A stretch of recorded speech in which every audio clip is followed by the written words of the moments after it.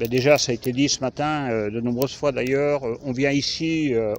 vraiment dans du travail gagnant-gagnant, c'est-à-dire de travailler ensemble, parce que je pense qu'on a beaucoup de choses à apprendre en commun, c'est-à-dire c'est pas simplement la France qui vient apprendre au Sénégal, mais c'est aussi le Sénégal qui doit apporter des choses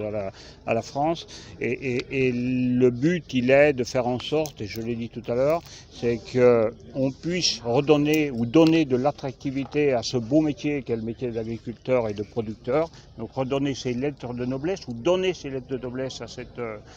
cette profession, et en même temps l'encourager, l'accompagner dans son organisation pour faire en sorte que tout au long de la chaîne, entre la production et la distribution, donc entre les producteurs et les consommateurs, il puisse y avoir un travail qui se fasse de façon à ce que là aussi on soit dans quelque chose de gagnant-gagnant. C'est-à-dire l'image des agriculteurs est souvent prise en exemple et admirée par les consommateurs. Eh bien à nous d'organiser autour de toute cette chaîne de fabrication, du producteur jusqu'au consommateur, un partage des marges de façon à ce que tout le monde trouve sa place au sein de la chaîne. Voilà. Votre première visite, si je ne m'abuse, en Afrique, au Sénégal? Alors, c'est la première fois que je viens au Sénégal et c'est la première fois que je viens en Afrique, effectivement. Mais je l'ai fait vraiment avec plaisir et dans un intérêt commun. La première activité, je viens aussi parce que la personne qui est reconnue ici au Sénégal, c'est Christophe Masson, le collaborateur de la Chambre d'agriculture. À travers cette signature, ça a un acte symbolique, c'est-à-dire c'est d'afficher la volonté des élus que nous sommes, parce que nous sommes des agriculteurs, de travailler à la coopération du Sénégal. Donc j'aurais envie de dire que ma première action, c'est ici, c'est de donner un signe politique à cette volonté de travailler ensemble. Mais je pense que, je l'ai dit tout à l'heure, je pense que quel que soit le territoire, le terroir dans lequel on se trouve, sur la planète d'ailleurs, les potentiels des sols sont différents, les attentes des producteurs sont différentes, le climat est différent. Donc il est important,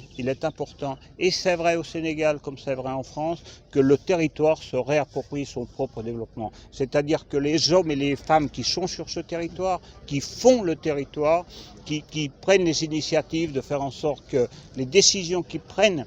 tirent vers le haut le territoire. Voilà. On ne peut pas toujours tout attendre des autres. On doit donner de soi pour tirer tout ça vers le haut. Autrement dit, s'adapter ou disparaître? Oui, on peut dire s'adapter, disparaître. De toute façon, s'il y a un métier qui ne disparaîtrait pas sur la planète, ce sera l'agriculture. Voilà. Donc on ne disparaîtra pas. Voilà. Donc on s'adaptera. Merci. lëkkaloo bi fi mu juddoo 2017 ci salon d'agriculture de Paris la ñu dajee ak un certain Christophe Masson mu nekk chambre d'agriculture bu Saône-et-Loire ñu waxtaan 2018 novembre mu ñëw fii man avril 2019 ma dem seeti leen dem ànd ak ñoom ñu dem visiter bureau yi ñu won ñu nit ñi ñu dem ci terrain bi ci département bi ñoom la xam ne la ñuy def ci mbay mi ñoom itam bi ñu fi ñëwee depuis démb ñoo ngi ci àll bi def nañu ay tournée won nañ leen mbay mi donc li ñuy xaar ci ñoom lëkkaloo boo xam ne kenn ku ne da nga ciy gis sa bopp parce que ñun duñu tàllal loxo rek jox ma mais kenn ku ne da nga ciy gis sa bopp ñu ànd ak suñu service technique yi nga xam ne mosuñu ñoo bàyyi benn yoon lu mel ni direction de l'agriculture lu mel ni ISRA lu mel ni FNDAPS ñun ñooy bokk ànd di bind ay projet yoo xamee ne nii loolu lañ soxla ci wàllu mbay ñaam bi loo xam ne day yokk production bi ou bien loo xam ne nii dañuy taxawal ay unités yoo xam ne lu ñu bay ñu mën ko transformer ba ci commercialisation ba ci consommation bi donc loolu lañ ciy xaar mais dañ koy ànd lëkkaloo gagnant-gagnant boo xamee ne nii sunu structure yi nga xamee ne nii technique yi nekk fii ci Sénégal ñooy ànd ak interprofession bi ñu ànd ak waa chambre d'agriculture bu Mâcon bu Saône-et-Loire ñu ànd lëkkaloo bind loo xamee ne ni pour njariñu baykat yi rek la pour lu yokk mbayum ñaam bi mu jëm ci kanam. xam nga mënuñuy bay rek di làmbatoo la ñuy def formation benn jour ñaari fan léegi ñun dañuy xalaat ñu am benn espace ñu def fa benn centre technique du manioc centre boobu bu ñu ko defee dañuy ci partenariat bi dañuy am lu mel ni ay laboratoire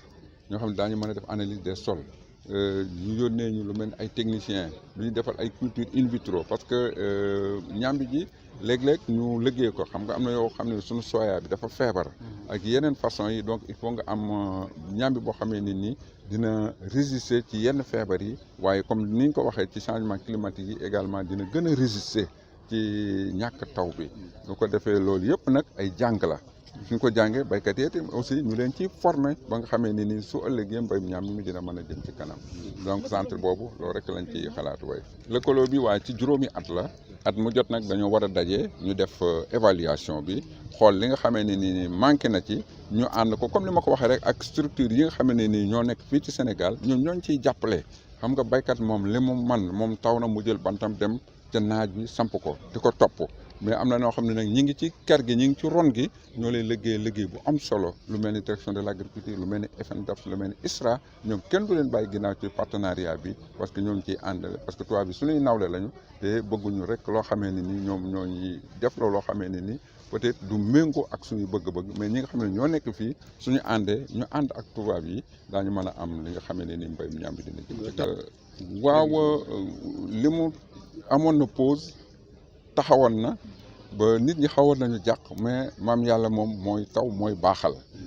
bi mu tawaatee wax dëgg yàlla bant yi samp yëpp une bonne reprise moom la am donc ñu ngi yaakaar ni luñ daan am ci ñaam bi daañ ko am ren ji donc mën nañu wax rek ni pause boobu yaakaar naa ne duñu yàqal dara ci rendement yi ak production bi ñu war a am ci année bi.